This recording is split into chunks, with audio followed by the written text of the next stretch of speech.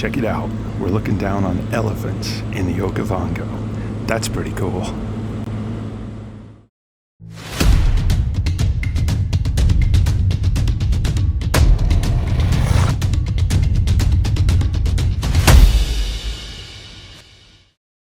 Morning, folks.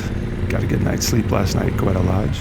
Jeff, whose room was next to mine, complained of a few mosquitoes, but I think he must have been doing the rest of it as a public service by collecting them all for himself, because I don't think anybody else had any issues. Thank you, sir.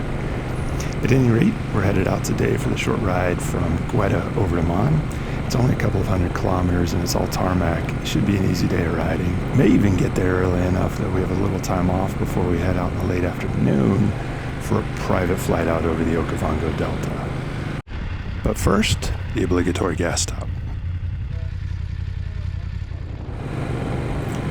It's super pretty out here. I love the sparseness of these landscapes, but I think we could all do without the occasional potholes. However, it's a little bit too much like a high-stakes arcade game. I keep trying to point them out to whoever's behind me. You would not want to hit one.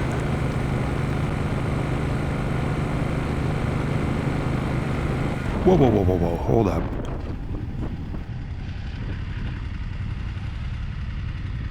Okay, that's pretty cool. There must be 2 or 3 dozen zebras over there in total. Oh my gosh. In this part of Africa, I believe there are subspecies called Chapman zebras. Okay, that doesn't happen riding along in Colorado. And neither does this. A whole flippin' herd of elephants right off the road.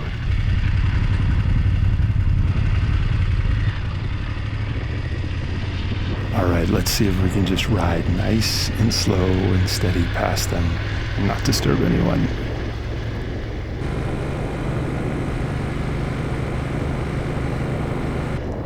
Oh my gosh. That definitely doesn't happen in Colorado.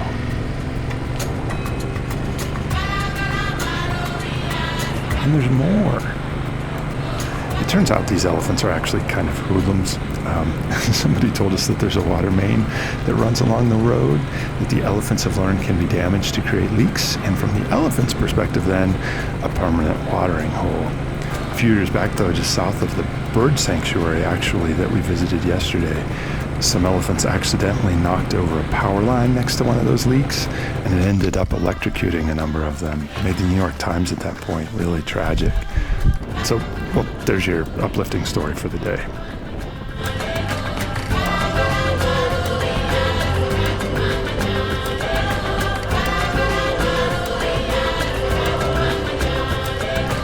This is another hoof and mouth disease disinfection station. They're trying to make sure that people and vehicles aren't carrying it to farms or wildlife in disease-free regions.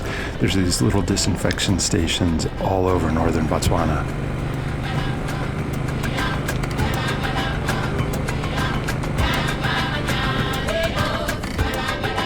Wonder what's going on here. Oh, I think Bazile's been having trouble with his brake light, or maybe his brakes. Must be trying to figure out what's going on.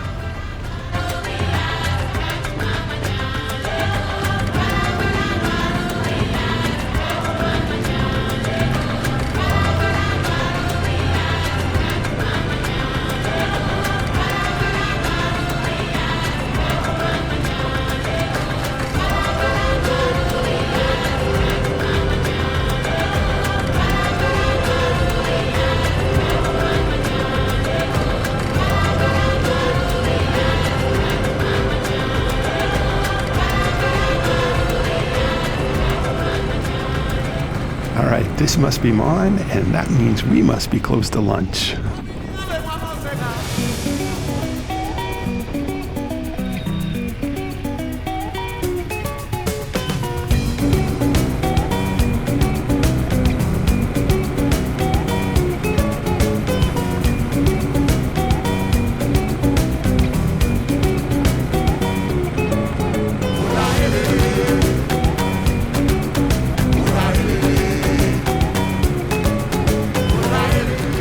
Man, some of these rivers must be pretty impressive when they're at full flow. We're actually a little bit early, probably another month or so before things really start to flood this far south. The Okavango and its reaches down here actually flood in what is locally the dry season, the winter. Eek, no stopping. Anyway, that's because the waters that flood the Okavango in June, July, and August actually fell as rain over 1,000 kilometers upstream in the Angolan highlands back in January and February. So if you want to see the Okavango flooded, you actually have to come to Botswana in the dry season.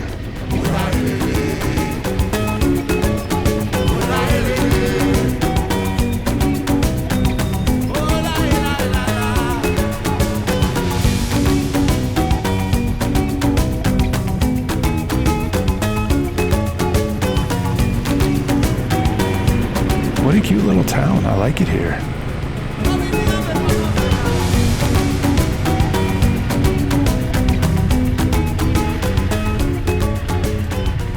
All right, here we are. We are here, the Dusky Donkey. Dusky Donkey. Oh, shit, man down. As we all just sit here and watch. Every adventure rider's done that a dozen times. Some divot causes you to stop when you're still a little off balance. Then you go to put your foot down and realize there's another washout underneath you. Pain in the ass. Anyway, wow, this place is nice. Perfect. They even make a mean flat white. I'm in love. And in addition to a great lunch, we're now Facebook famous. We've got 6 likes.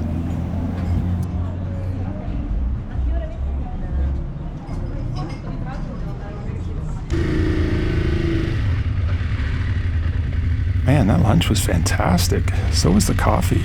If you're in Maun, make sure to check out the Dusty Donkey. It's literally just a block from the airport. You can walk it. So we're off now to go check into the lodge, the Crocodile Camp Safari and Spa. It's just out the northeast, horse? It's just out the northeast side of town. We're actually going to be here for a couple of nights, so I have a chance to settle in a bit. I think we're just going to do a little off-road riding around the area tomorrow, check things out. But first, this afternoon, we're going to be coming back into the airport for a scenic flight out over the Okavango. I know it's not flooded yet, but hopefully we'll still see a bunch of animals. I can't wait.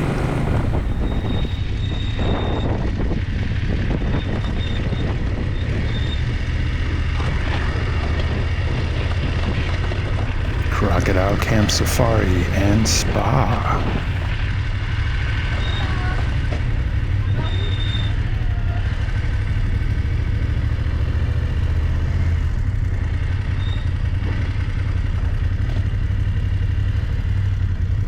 See, now Hank's just showing off. That's a solid U-turn, man.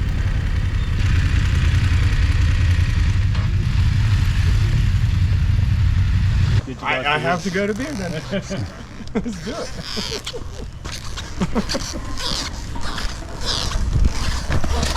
Long walk for beer.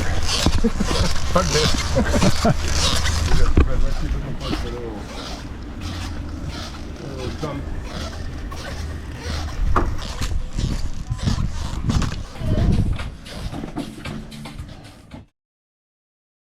Here's the Crocodile Camp Lodge in Maun, Botswana. Because over on the other side of this wall is just a weird little luggage compartment. It could have doubled the size of the bathroom. We're here for a couple of days and a bed that's actually my size. That'll be nice. High ceilings. Yeah, nice little place.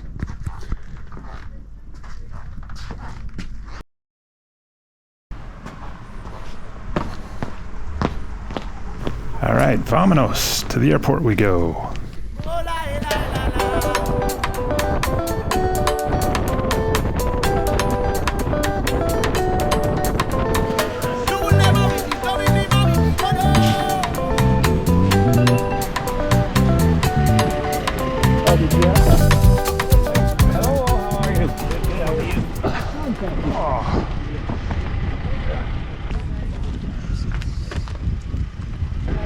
Oh, this plane doesn't look like it was made for people my size. Oh.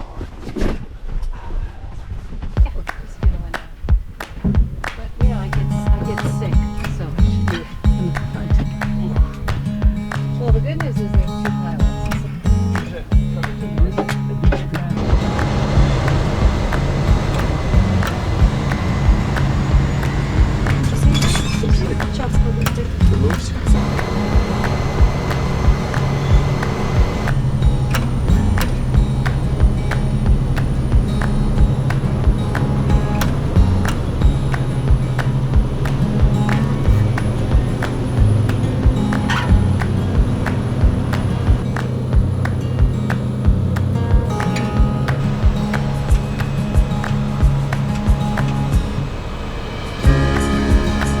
I was going to share a bunch of facts about the Okavango, but I'm kind of at a loss for words.